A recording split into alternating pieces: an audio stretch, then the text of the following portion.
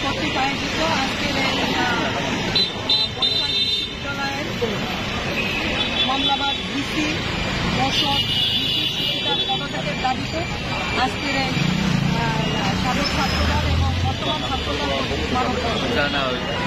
আমরা গতকালকে দেখেছি সাধারণ ছাত্রদের বিরুদ্ধে ভিসি মামলা করেছে এবং তিনি বলেছে যে যারা শিক্ষক আছেন শিক্ষার্থী আছেন সবাই নাকি আওয়ামী লীগের দোষর।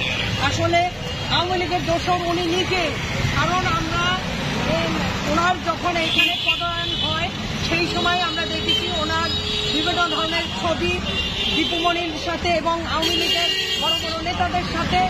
তো উনি এখানে আসার পর উনি আওয়ামী লীগের প্রেতাত্মাদেরই বাস্তবায়ন করেছে এবং আওয়ামী লীগের পুনর্বাসন করেছে।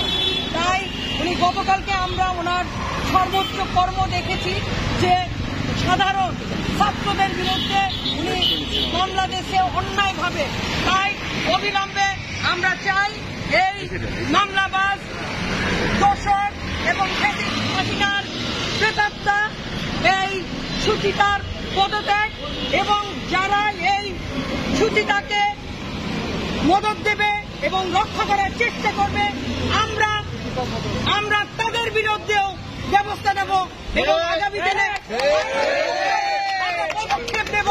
আমরা এই বরিশালে কোন আওয়ামী লীগের দোষরদের বাস্তবায়ন হতে দেব না।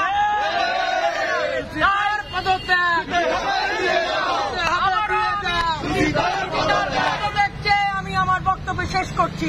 বাংলাদেশ জিন্দাবাদ।